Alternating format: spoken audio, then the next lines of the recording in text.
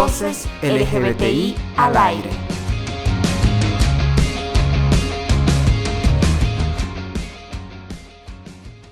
Bienvenidos al nuevo episodio de Voces LGBTI al aire. Bolivia cuenta con una normativa de protección a los derechos de la población LGBTIQ+. En total son 26 leyes nacionales, 8 decretos supremos, 8 resoluciones ministeriales y más de 10 leyes municipales. También se cuenta con la Ley contra el Racismo y toda forma de discriminación que establece mecanismos y procedimientos para la prevención y sanción de actos como la homofobia y la transfobia. El artículo 14 de la Constitución Política del Estado prohíbe y sanciona toda forma de discriminación fundada en razón de sexo, color, edad, orientación sexual, identidad de género, origen, cultura, idioma, nacionalidad, estado civil, ideología, condición económica. Sin embargo, se registró un reciente atropello a la población LGBTIQ+, relacionado a un operativo policial en un sauna gay del Alto, donde la violencia se impuso. Maltrataron a los usuarios del lugar, todos mayores de edad, y detuvieron a 6 personas, 3 de las cuales permanecieron en celdas policiales alrededor de 5 días. Entre estas personas estaban los empleados del local que fueron acusados de supuesta pornografía y de atentado contra la salud pública. En un determinado momento estuvieron a punto de ser trasladados a la cárcel de San Pedro, con detención preventiva por 5 meses mientras investigaba el supuesto delito. Es por eso que para este episodio de Voces LGBTI al aire, invitamos a Alberto Moscoso, director ejecutivo de dicha institución. Bienvenido, Alberto. Antes de comenzar, es importante mencionar que este espacio es parte del proyecto Adelante con la Diversidad 2 y es financiado por la Unión Europea.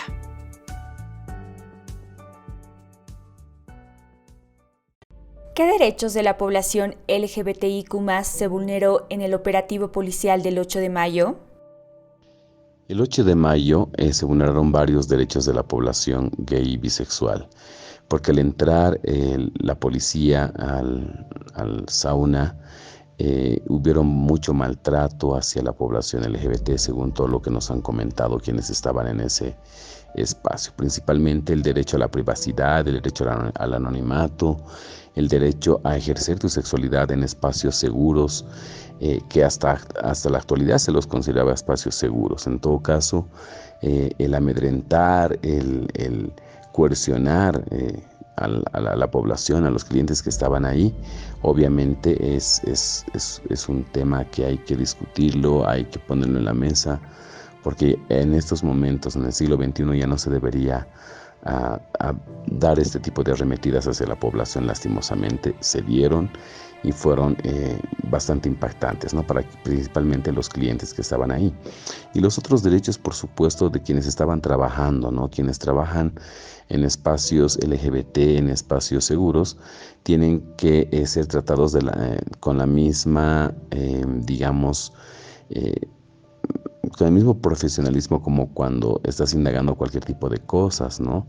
Pero amedrentar, coercionarlos, inclusive enmanillarlos en algunos de los casos, eso ya por supuesto es amedrentación directa. Y lo otro, tomar fotografías, filmar a las personas, a los clientes, por supuesto que están violando el derecho a la privacidad, a la intimidad y mismo, ¿no? al hecho de que cada quien puede ejercer su sexualidad libremente en espacios seguros y no así hacia los espacios de afuera, ¿no?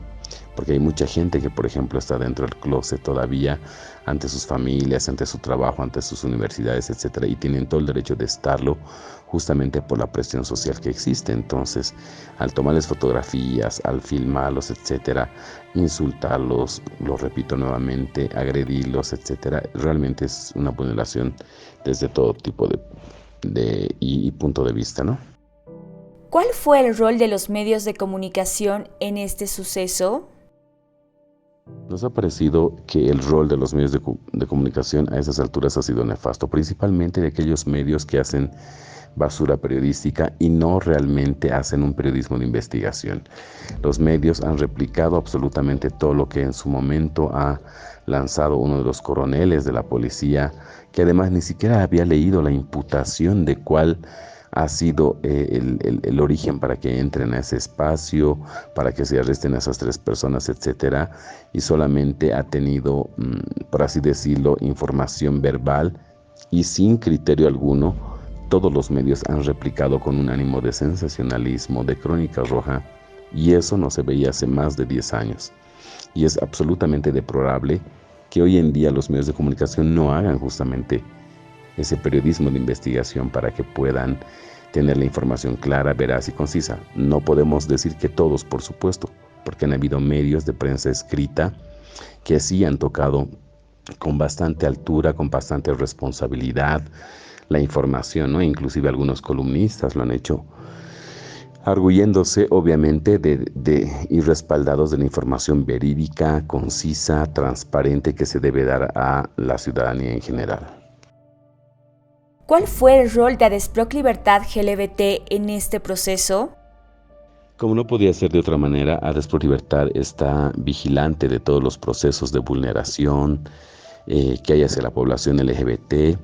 Entonces nosotros hemos actuado de manera inmediata, primero con notas a las instancias gubernamentales pertinentes para exigir que se haga una investigación minuciosa del por qué se había arrestado a los 3 compañeros que trabajaban ahí, ¿no? Que también eran parte de la comunidad. Bueno, en realidad eran 4, pero uno creo que no era parte de la comunidad.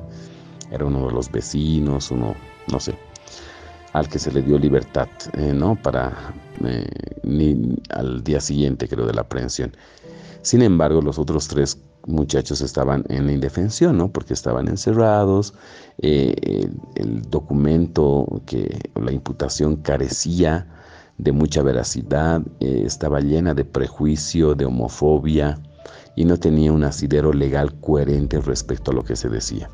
En todo caso, nosotros como Adesproc Libertad vamos a seguir estando a la expectativa, vamos a seguir liderizando todos los procesos que vayan en contra de la vulneración y violación a los derechos de la población LGBT como corresponde, porque definitivamente además es la esencia de la institución el velar por los derechos de nuestra población con diversa orientación sexual, expresión e identidad de género. Y en esa misma línea hemos seguido hasta donde hemos podido el proceso, hasta el momento que los han liberado a los jóvenes para que se puedan defender con medidas sustitutivas y así no tengan de ninguna manera, por ejemplo, el tema de el encarcelamiento o la falta de libertad para poder defenderse, ¿no? Entonces vamos a seguir con todos los trámites y procesos, no solamente en este caso, sino en cualesquiera, para dar seguimiento no solamente ante las autoridades competentes, Fiscalía, Ministerio Público, no mismo con los abogados, la investigación pertinente, etcétera, sino vamos a seguir coadyuvando para que sean las cosas de manera como tienen que ser, porque sabemos, ¿no?, que el tema de justicia, el tema de transparencia no es tan real, o la celeridad, por ejemplo, en la que se tienen que hacer las investigaciones no se dan. Entonces nosotros nos vamos a constituir siempre como una organización que está velando, está vigilando, está observando a partir de todos los mecanismos e instrumentos que tenemos institucionalmente, que no se vulneren ni se dañen a las personas con diversa orientación sexual e identidad de género, no solamente en este caso, sino en todos los casos que puedan presentarse.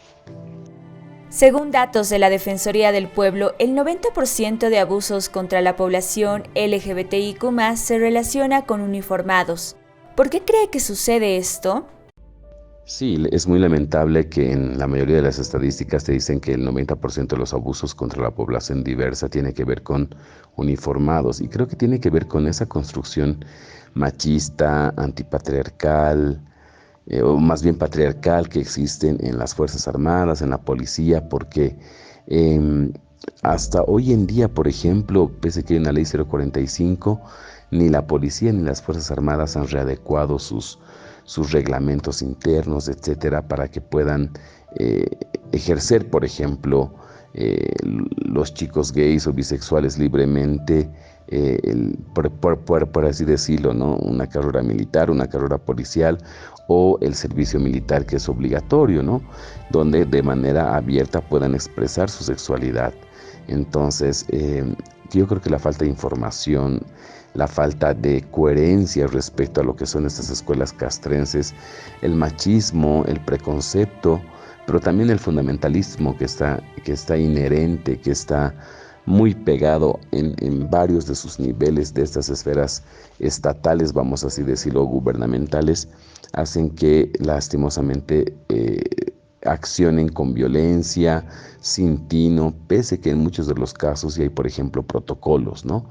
Y bueno, estamos nosotros también atentos para trabajar y apoyar, coordinar, coadyuvar, a ver si se pueden hacer diligencias para que puedan existir protocolos más reales, digamos, ¿no?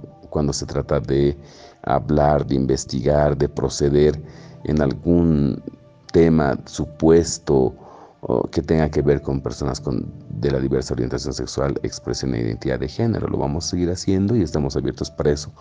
Es más, a lo largo de la vida institucional nosotros venimos trabajando en diferentes capacitaciones y formaciones que tiene la policía o que ha tenido en su momento también las Fuerzas Armadas, dándoles información en diferentes niveles sobre lo que es la orientación sexual, la identidad de género, los derechos humanos de las personas diversas, todo el compendio normativo jurídico legal que existe a nivel local, nacional, pero también a nivel regional y mundial.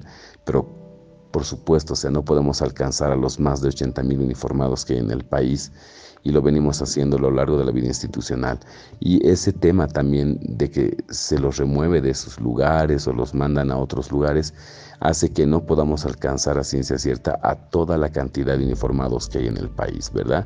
Entonces, en esa misma lógica, nosotros hacemos los máximos esfuerzos y lo seguimos haciendo de manera cotidiana, en la medida de las posibilidades, por supuesto, y de las alianzas que tenemos con algunas autoridades policiales para seguir informando y sensibilizando respecto a la temática. ¿Cuáles son los desafíos que aún existen para el pleno ejercicio de los derechos de la población LGBTIQ+, y cómo se puede superarlos? Nosotros siempre hemos dicho que la educación sexual integral es o debería ser la punta de lanza para informar, etcétera. Sin embargo, también sabemos que hay escenarios muy machistas, escenarios muy prejuiciosos en los que se tienen que seguir impartiendo información, educación, sensibilización, formación y capacitación respecto a eso. Las universidades no te lo dan, los colegios tampoco no te lo dan. Entonces somos las organizaciones las organizaciones de base social y las organizaciones del movimiento LGBT quienes hemos asumido ese trabajo, ¿no? Que debería hacerlo, por supuesto, el Estado.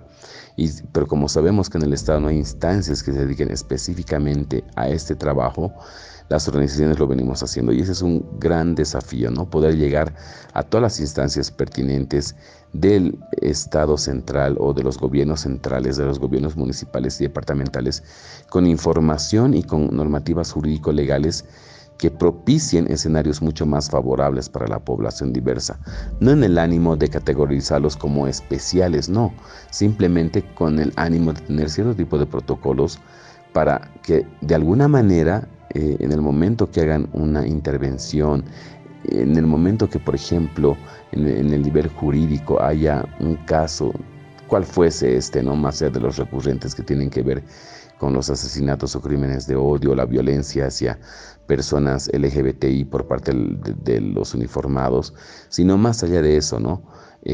Incurrir, por ejemplo, en mayor información a partir de las escuelas militares, de las escuelas policiales, de la academia, con información veraz, real, concisa respecto a lo que son las diversidades sexuales, expresión e identidad de género. El mundo ha dado grandes pasos y agigantados pasos respecto a este tema, ¿no? Hay países como en Chile, en Argentina, en México, en Colombia, donde las escuelas castrenses, los militares y los policías tienen información completa todo el tiempo, pero esto tiene que ser también una responsabilidad compartida. No solamente las organizaciones de defensa de los derechos humanos tenemos que hacer ese trabajo. El Estado también, tal como lo dicta la Constitución Política del Estado, debe garantizar que esta información se llegue a todo espacio y a todo nivel, justamente para evitar hechos como los acaecidos el 8 de mayo. Sabemos que hay mucho trabajo por delante, sin embargo, vuelvo a hacer un llamado también a las autoridades, en este caso Ministerio de Gobierno, Ministerio de la Presidencia, Fiscalías, el ente normativo de Bolivia, los escenarios jurídicos de Bolivia en los que tienen que arguirse de mayor información respecto a la población diversa. Si bien se han hecho grandes avances, esos grandes avances todavía les falta tomar cuerpo, les falta tomar como que impulso para resignificar definitivamente como corresponde los derechos de una población, además histórica y altamente vulnerada, histórica y altamente sancionada por prejuicios, por fundamentalismos, por contraversiones que vienen y se han replicado de generación en generación, y lo cual ha perjudicado enormemente, ¿no?, a la población por el estigma,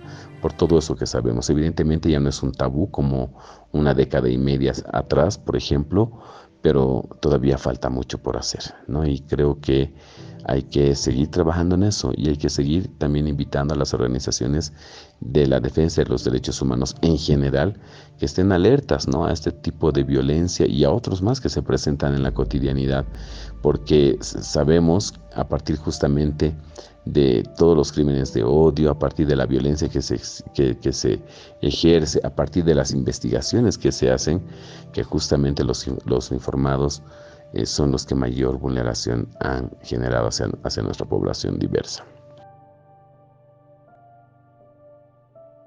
Gracias, Alberto, por acompañarnos en esta ocasión.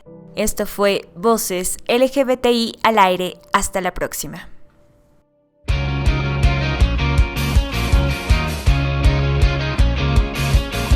Este podcast ha sido producido con el financiamiento de la Unión Europea, en el marco del proyecto Adelante con la Diversidad 2 Región Andina. Su contenido es responsabilidad exclusiva de ADESPROC Libertad LGBT y no necesariamente refleja el punto de vista de la Unión Europea.